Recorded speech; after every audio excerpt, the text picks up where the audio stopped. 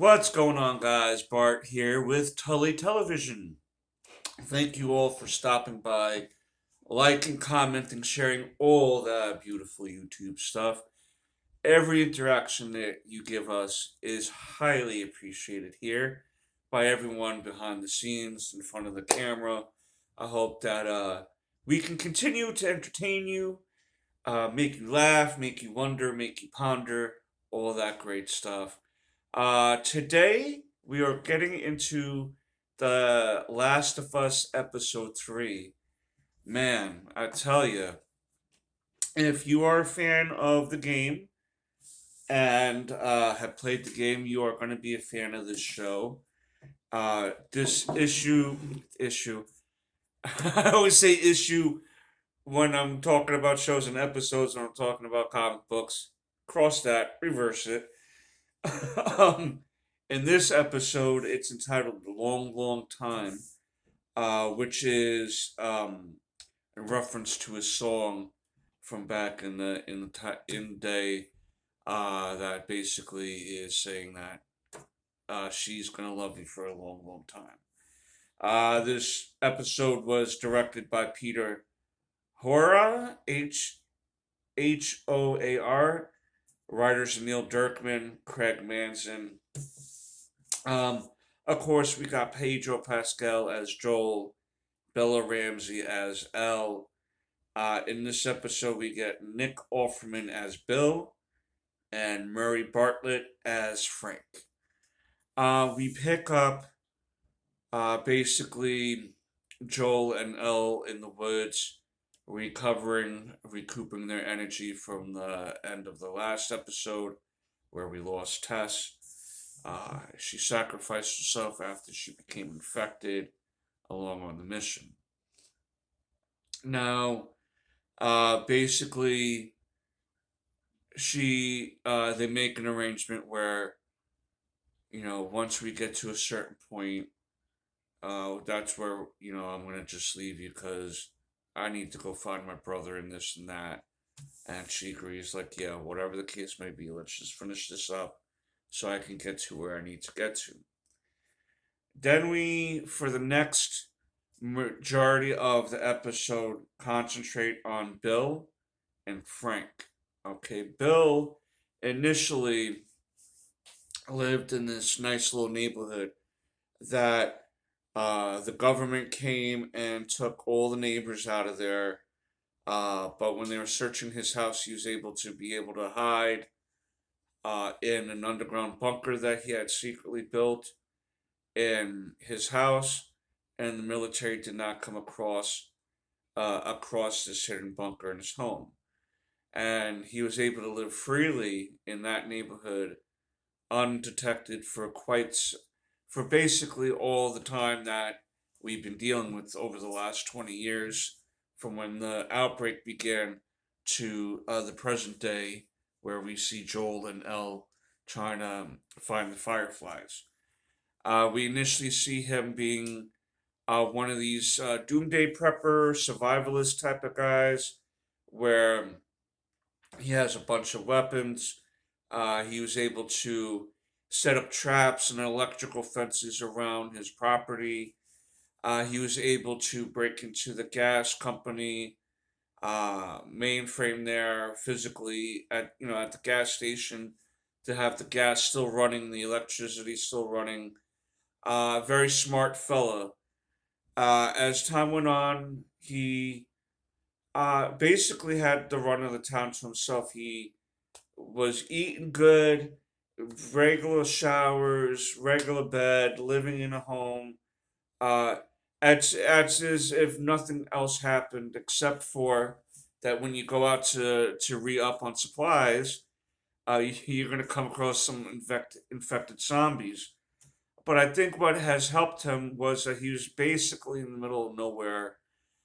Anyone that was living in that neighborhood was taken away by the government, and the occasional zombified fungi zombie that you might come across, if you got a ton of automatic weapons, handguns, hunting knives, all these things, traps too, you're gonna be pretty okay. Especially again in the middle of nowhere. But all that changes. His isolation from the world, how he felt about himself changes when one of his traps was triggered, thinking it was one of these fungi zombie. He went out to like shoot it and whatever and take care of it until the person below said, I'm alive here. I'm unarmed. He was trying to explain uh, where he was coming from and where he was going. He asked if he can come in for a little while and recover, rest and stuff. And against his own intuition, Bill allowed this to happen. He allowed Frank to, take a shower. He shared a meal with Frank. And um, Frank came across an old piano in Bill's home. And he was like, "Oh my God, that's so wonderful! That's an antique or whatever. Like, where'd you get this?" And he started playing on it, and Bill, you can tell Bill's getting really like tense. Like, all right, I let you shower, I let you eat. You got to get out of here now. You know what I mean? He still wants to continue that isolation from the rest of the world. And Frank was like, "Well, let me hear you play the piano or whatever like that." And he played this Queen song. And Frank turns around and he was like, "Oh, so who's the lucky lady that was the inspiration for you to want to sing that song in particular?" And Bill was like, "It's not for a lady." And Frank was like, "I know." And they start making out, and uh he tells Bill to go take a shower, and him and Frank and Bill play lightsaber battles with each other, and leapfrog where they get stuck.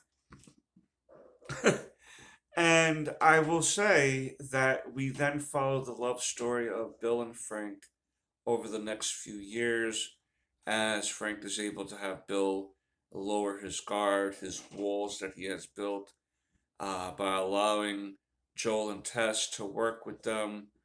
Um, we find out that Frank was the one that set up the codes for the radio stations. Um, they would trade um, quarantine zone materials that Bill and Frank wouldn't have normally had, like medicines, and Bill and Frank would, give them guns, let them eat those nice little meals once in a while, maybe take a shower or two, these type of things. And um, it this episode is a prime example, in my opinion, that when you write a couple, like a real life couple, that no matter what their sexuality is on screen, it's going to come off as authentic. And that's what this relationship came off as an authentic relationship. And it wasn't in your face, you know what I mean? Even scenes when they would kiss or, make love or whatever, make love and kiss and shit. They are, it's not lecturing at you, it's showing you two people who love each other showing each other that they love each other. And this was really a well written and beautiful episode.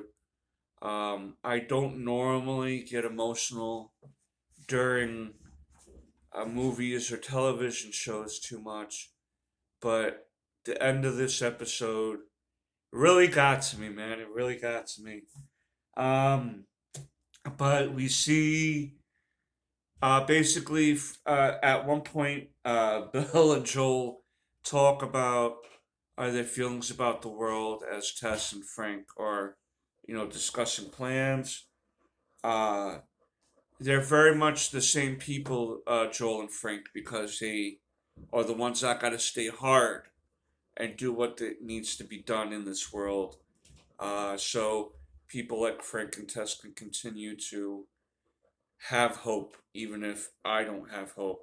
I'm still going to give them hope. And near the end, oh, at one point, Joel tries to tell Bill like the place might get raided, so you have to be aware. That's why you should try to team with us so we can help you. And eventually, a raid does happen, but they were able to survive it, even though Bill got shot during the raid.